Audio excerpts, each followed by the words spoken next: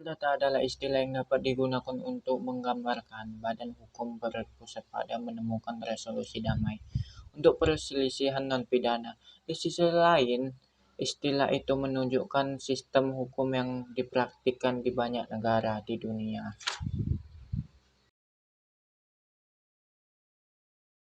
Perdata objek hukum adalah sesuatu yang berada di dalam pengaturan hukum dan dapat dimanfaatkan oleh subjek hukum berdasarkan hak kewajiban yang dimilikinya atas objek hukum yang bersangkutan. Jadi, objek hukum itu haruslah sesuatu yang pemanfaatannya diatur berdasarkan hukum.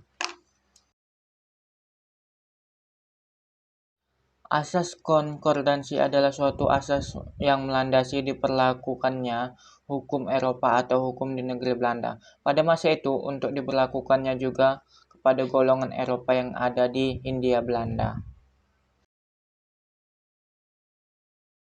Pluralisme hukum secara umum didefinisikan sebagai situasi di mana terdapat dua atau lebih sistem hukum yang berada dalam suatu kehidupan sosial. Pluralisme hukum harus diakui sebagai sebuah realitas masyarakat.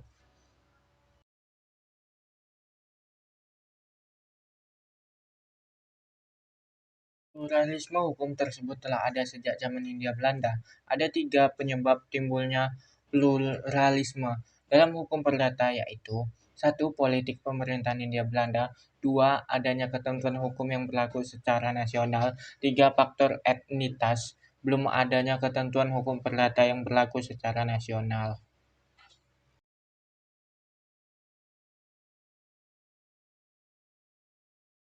Kewenangan berbuat untuk mengetahui apakah orang itu wenang berbuat atau tidak. Ada beberapa faktor yang membatasi, yaitu umur, kesehatan, dan perilaku.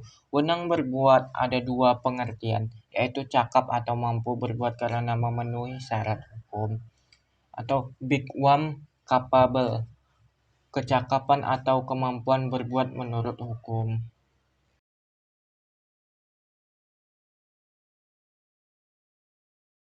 Pasal 1330 KUH Perdata menentukan bahwa mereka yang tidak cakap melakukan perbuatan hukum adalah orang-orang yang belum dapat dewasa.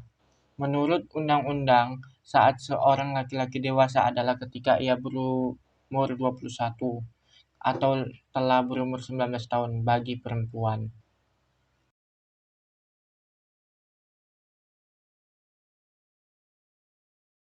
Melaksanakan perkawinan yang sah dalam KUH Perdata diharuskan untuk memenuhi syarat-syarat sahnya perkawinan, yaitu kedua pihak telah berumur sesuai dengan yang ditetapkan dalam undang-undang, yaitu seorang laki-laki 18 tahun dan 15 tahun untuk perempuan. Pemisahan kekayaan Pasal 29 Ayat 1 Undang-Undang Perkawinan untuk melindungi istri terhadap kekuasaan suami yang sangat luas atas kekayaan bersama serta kekayaan pribadi si istri, dapat dilakukan pemisahan kekayaan yang dituangkan dalam perjanjian perkawinan.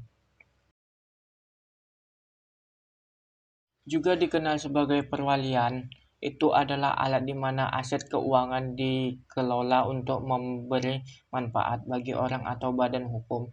Awalnya, aset ini disediakan oleh pemukim yang memberikan aset atau uangnya kepada orang-orang alami atau badan hukum sehingga dapat mengelola atau mengelola hak tersebut.